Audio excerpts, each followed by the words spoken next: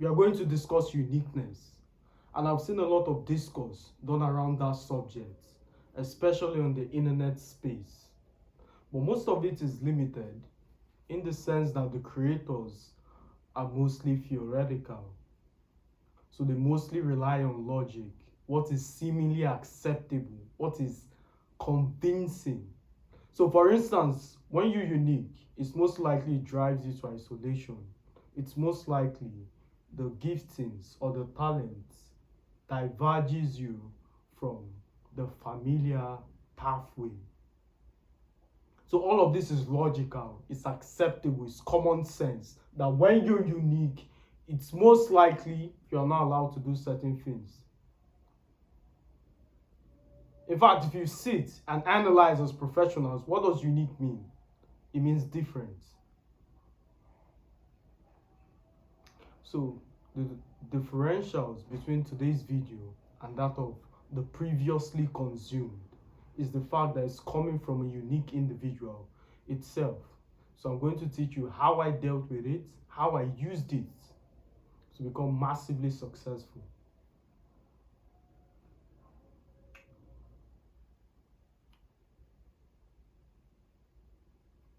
At first, once you discover your uniqueness, you'll be excited.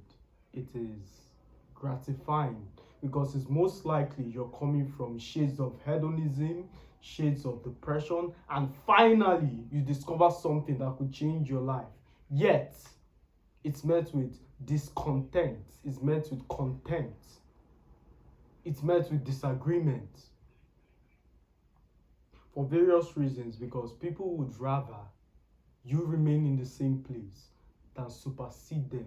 Your achievement becomes a direct reflection to your laziness. Ever heard this saying, misery loves company? Take women for instance.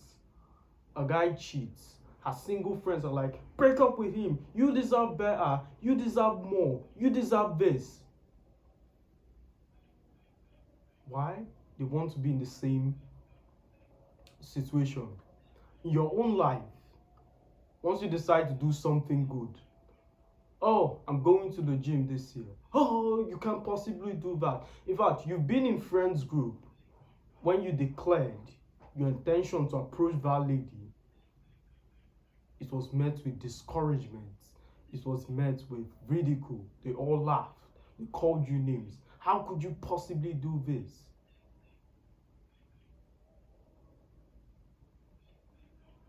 So it's enjoyable for everybody to be single. It's enjoyable for everybody to be unsuccessful. So as soon as you try to do something different, it is met with discouragement. That's the default. So when I started the first business, LSC management, I discussed the idea with certain people whom I used to trust, and they totally discouraged me. Oh, you're not lands. In fact, the whole conversation was just hinged upon highlighting various shades of negativity, which is good. Because once you're posed with all the possible outcomes, all the bad things that could happen, it helps you to prepare. But if it's coming from a standpoint of strategy, that is, you're trying to improve the business, you're trying to do something new, you're trying to assimilate all the possible permutations, then it's good. But if it's coming from a standpoint of envy, coming from a standpoint of discouragement, they're trying to pull you down the second class street, then it is not welcome.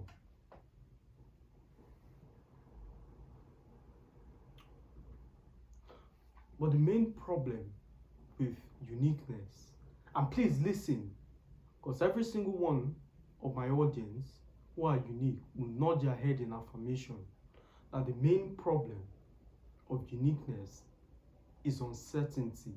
Uncertainty of how the public would react. In fact, if you study yourself, it's most likely you have someone in that field whom you look up to. The degree of which your potential is utilized is to the degree of that reference.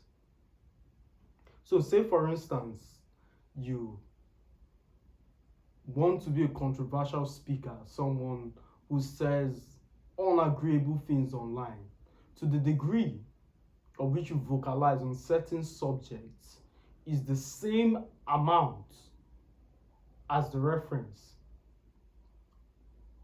So your result is proportional to the reference. If the guy says X, you watch. How did the public react?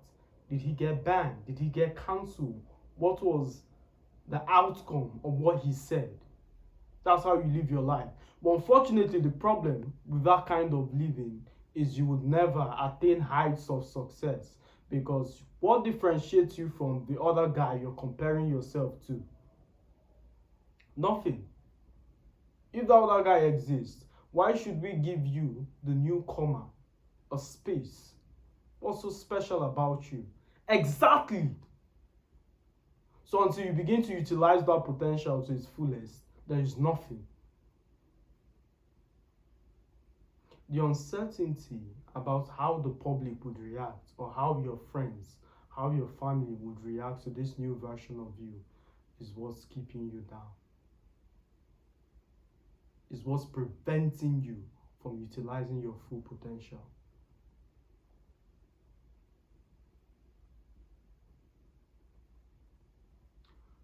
Years ago, when I was in college, I was writing a test on this fateful day. It was at the point in my life when I was still trying to discover myself, things of that nature. Discovering myself is an understatement. I knew who I was, I knew who I am, but the challenge became in accepting that unique version of myself. So on this fateful day, writing that test, I was done because I'm very brilliant. Then, in an attempt to feel or to fulfill that desire of conformity, I wanted to help the people around in order to establish some kind of stupid credibility. So while whispering answers to the guy at the far corner, this lecturer approaches me, tells my neighbor to get up.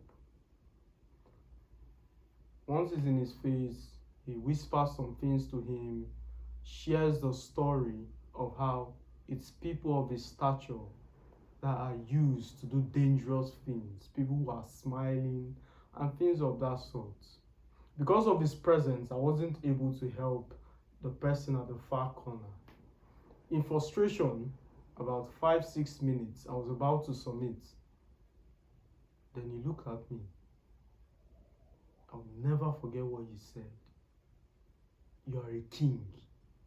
Why are you hanging around with servants? Why are you with peasants? If you utilize 10% of your capability, the world will hear your name. He said this, and he continued of how I am underutilizing my talents and things of that sort. And he looks me dead in the eye. I've not given up on you. What was interesting about that encounter is I've never engaged with this man. I've never seen him say this to anybody in the class. I've never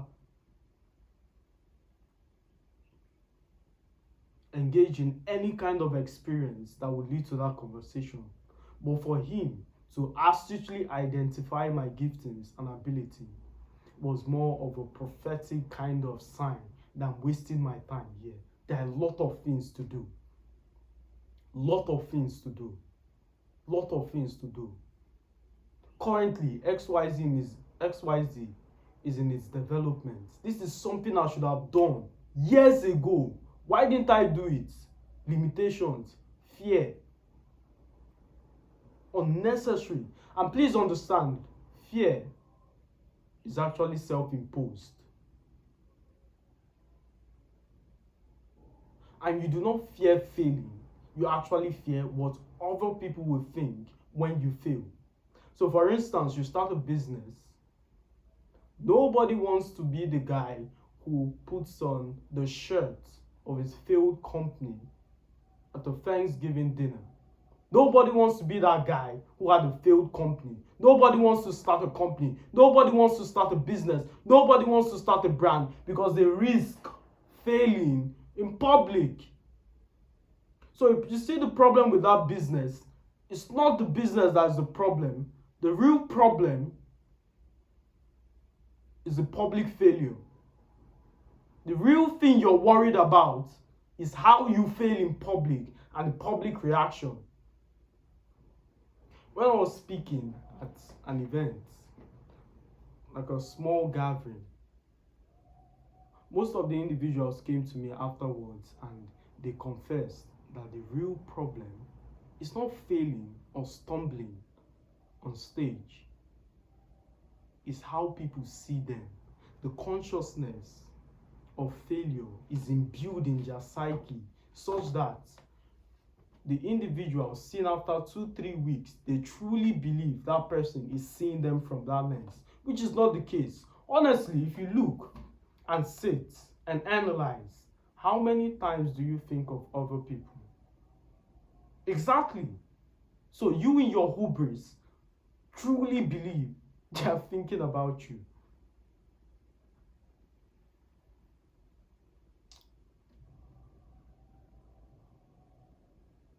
Always view things from a professional standpoint. Think as a professional. Why don't I want to do this? Why is it when it comes to starting something that is public, I hesitate? Why? It's not necessarily because you lack capital. It's not necessarily because you have no idea what to do. The real problem is your perception about failure or people's perception of you. Most people can't even address their fucking classroom. Why? What if I yell a chant and nobody responds? What if I speak and the audience doesn't give me feedback? What if not? What if the business works? What if the presentation works? What if every single thing you've been afraid of works? What happens then?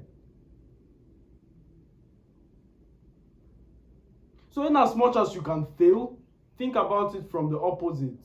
You can also win. And what happens then? You'll be happy. So adopt your uniqueness. You cannot do something new by following the conventional pathway. To do new things, you have to do new things.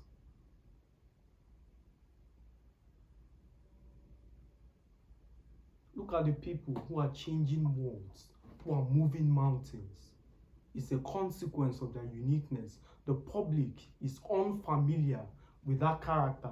In fact, I was sharing with a friend that if you are uniquely stupid, you get paid because the public likes novelty. So once you're uniquely stupid, you can make money off of it.